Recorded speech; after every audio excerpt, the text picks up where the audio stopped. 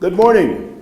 Good morning. Morning. On behalf of the Board of Directors and myself, I want to thank you for joining us this morning for this historic and thrilling day in the life of this ministry. This ministry was started in 1954, a time when the Supreme Court ended segregation in public schools. The postage stamp cost you only 3 cents. A young couple traveled from Chicago to Albuquerque and founded the Albuquerque Gospel Mission. This couple, being powerfully impacted by the environment in which they come from, which was the Pacific Garden Mission area, Mr. Arthur Fisher and his wife had witnessed changed lives where addicts were set free, the hungry were being fed, the homeless were given shelter, and the hopeless were given hope for new life. After witnessing this, under direction given to them by the Lord, they came to Albuquerque with a desire to see the same thing happen in this place. Therefore, the Albuquerque Rescue Mission, the Albuquerque Gospel Mission rather, became a ministry to the poor and the homeless, men and women of this great city. It started with a house on First Street, which was the original site. And in there, they were providing ministry, shelter, food, and clothing. The second location was a building and a property on 2nd Street, the one right outside the door here. This way. I'm facing the wrong direction. It was given to them by the local union of the 611 of the Brotherhood of Electrical Workers.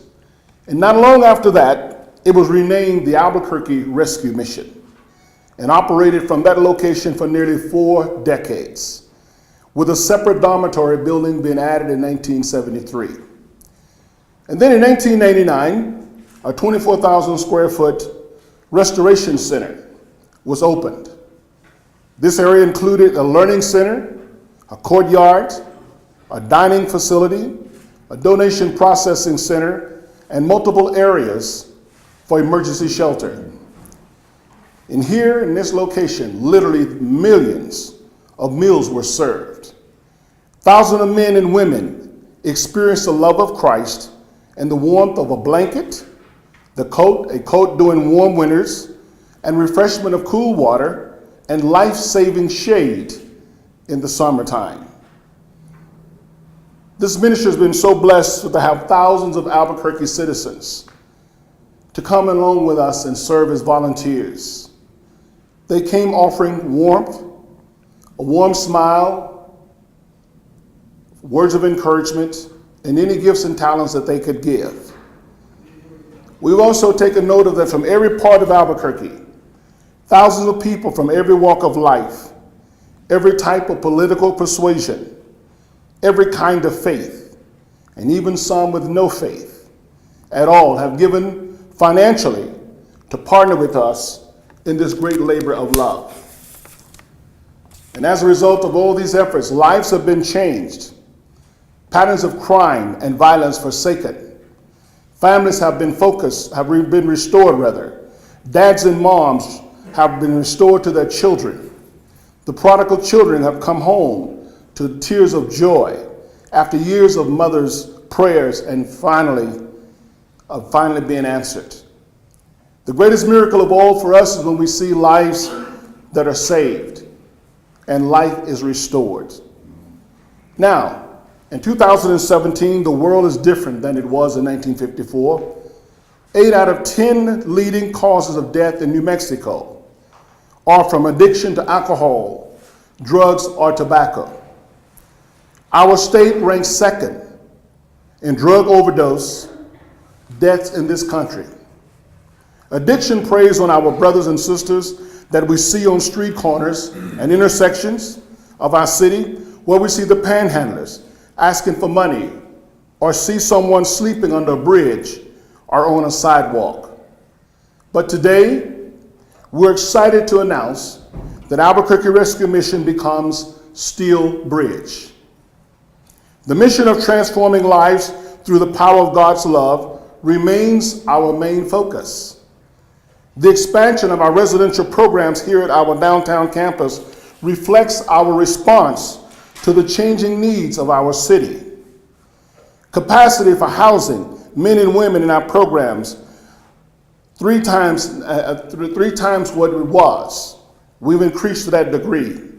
Now today, there are rooms for 72 men and 26 women in our New Life program and our Women's Center of Hope. In addition, our emergency service for the public has increased and have been relocated to just outside our downtown area at the 2nd Street Resource Center, located at 2021 2nd Street Northwest. And in a strategic move to reduce duplication of services, we now collaborate with the Rock at Noonday to provide meals for the homeless and for those suffering from food insecurity. And in close, the needs of our community have changed since 1954, and we have changed to meet those needs. The work we do now is needed now more than ever. Thank you.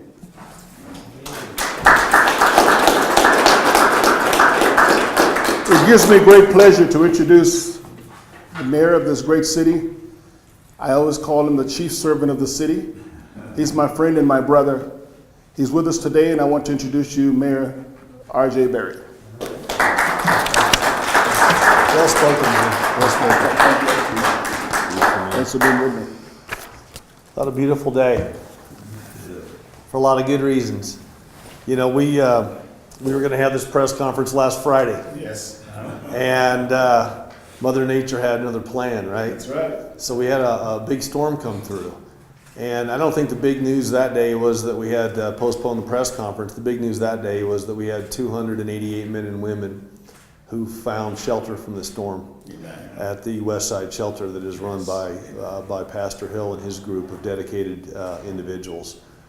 And it's just part of a bigger story, and I think Pastor Hill really hit it when he said, you know, times change, things change, people's lives change, circumstances change, economies change, attitudes change, and you have to change with them if you're going to provide the services to people that they need.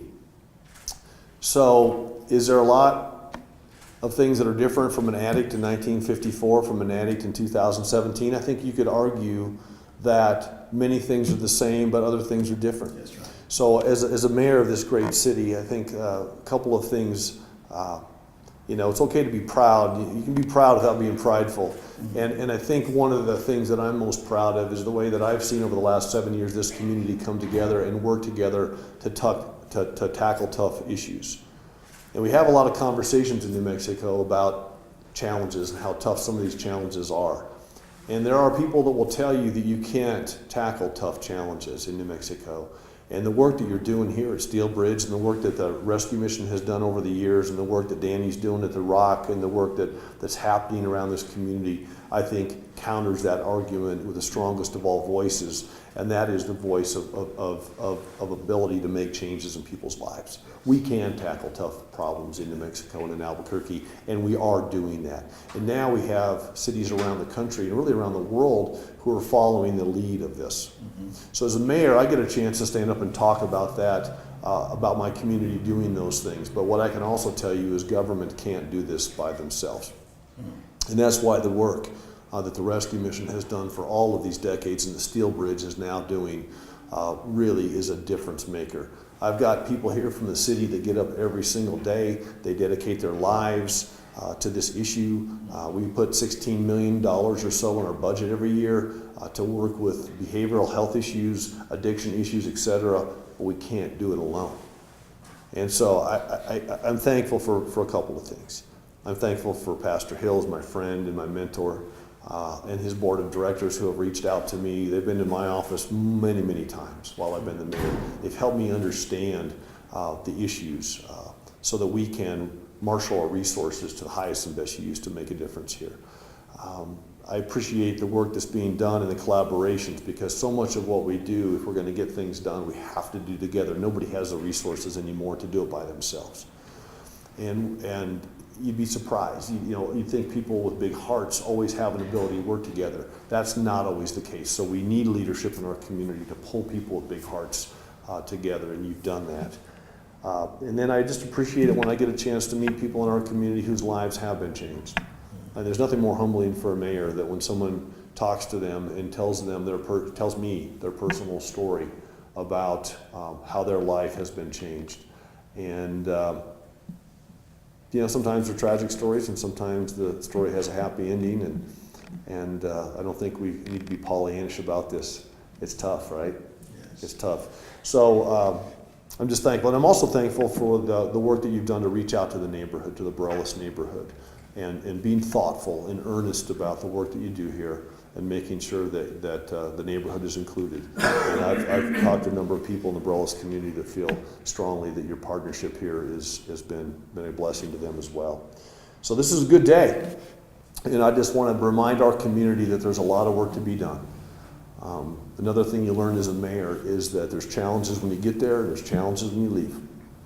And that's why we need this thread through our community. And yesterday we had lunch with about 250 faith leaders in Albuquerque. And the faith leaders have come to me as a mayor and said, how can we help? And I just want to thank the faith community for everything that they do, because that makes a difference as well, with all the different programs that are out there, all the different churches, all the different congregations. And then when you see the people from the mosque standing next to the folks from the synagogue, standing next to the folks from the Catholic Church, standing next to the folks from the LDS, standing next to the evangelicals, standing next to people coming together as a community, that sends a powerful message to folks like me, and that we can put our swords down sometimes and work together. So anyway, this is a good day for Albuquerque. It's a good day for people that live here. It's a good day to remind ourselves to be intentional about this difficult work. And I've got a year left as your mayor. I will work shoulder to shoulder with you while I'm here, and I'll work shoulder to shoulder with you when I'm done being the mayor. So thank you for all you're doing, and thanks for the media for being here to bring this to the community's attention as well. These folks need resources. Let's bless them with our time, talent, and treasure, because they're blessing people when we do that. So thank you, Pastor.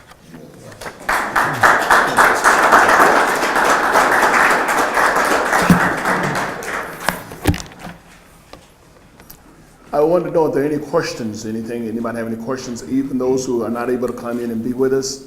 Do you have any questions for us regarding the next move? Yes, my dear brother. Yes, sir.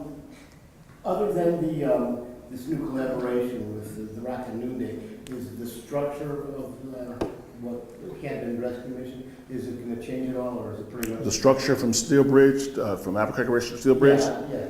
Actually, what is going to happen, there's going to be more of a focus toward restoration, and rather than just feeding. In the past, our focus has been feeding, but now we're focusing on the restoration, which means getting people off the street and bringing them into wholeness to where they are no longer homeless, and being able to put them back in society. So what we're doing, we're investing in people, and at the same time, we're still feeding. The mass feeding is still going on, but our energies now are being focused on getting people off the street. We got programs in place? Yes, we do. We have programs, some amazing programs for men and women here, for drug rehab, for job skills, for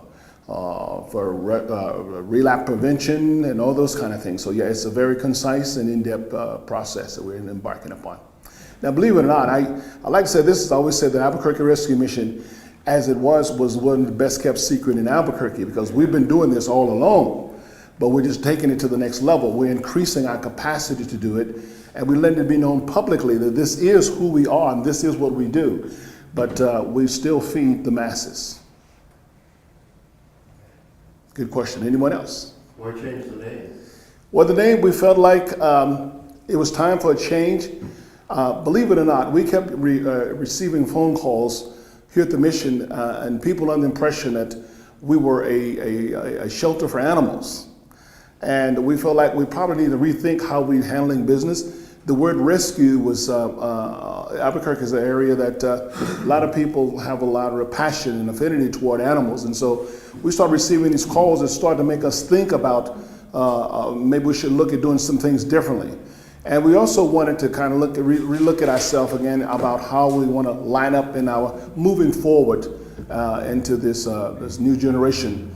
And so we felt like it was time for a change, and a lot of hard work and prayers went into this change. There's a lot of people that God opened up and brought into my life to help me moving direction that we're going in now. And so it's been very interesting and very challenging, and at the same time very nerve-wracking for me, because I'm old school and change was not easy. And so even to the degree of our signs here in the back, it's just been amazing to see this transition take place.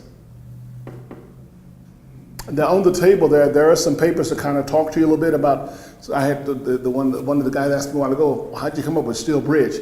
And I gave him just a brief study on a take on that. But on the table are papers there. I would like to encourage you to take one of those, and you can actually talk about it when people ask you about Steel Bridge.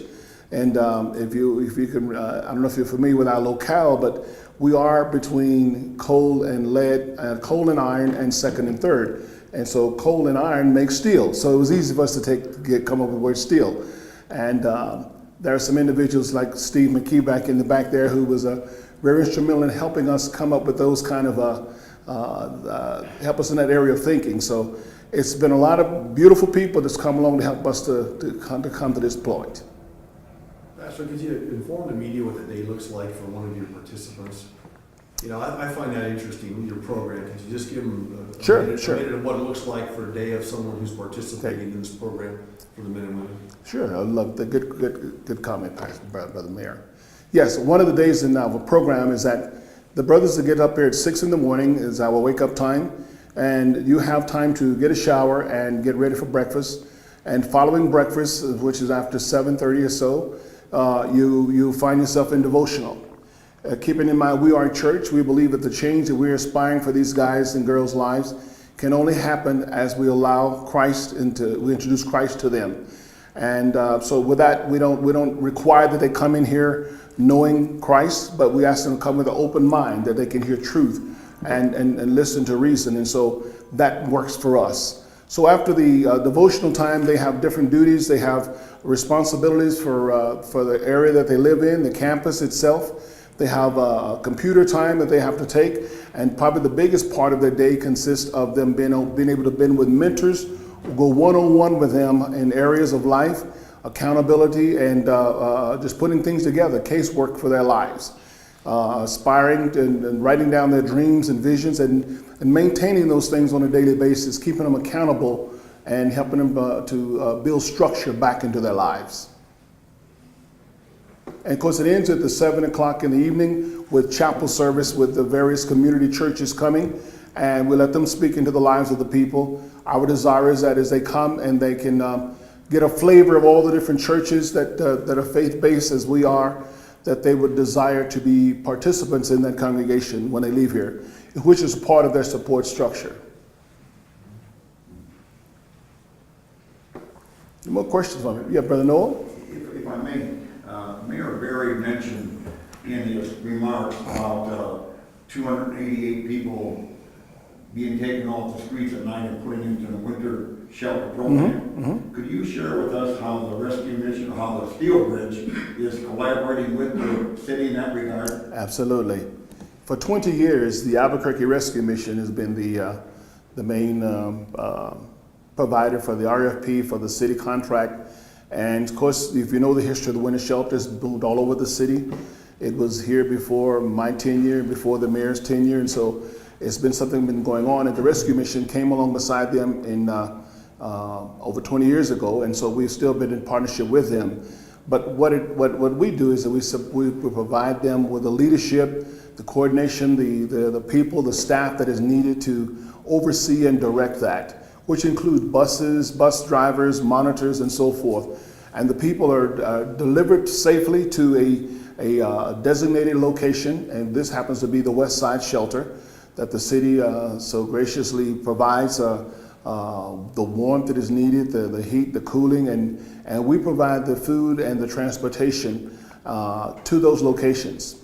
And so it is an average of over 300 people per night, and it's available from November the 11th to March the 14th. So it is something that we've been very, very proud to be a part of, and it's been a blessing for us. And we pray that we have been a blessing to them. But probably the beauty of all of this is our partnership with the city. It's just something to be able to be a part of that.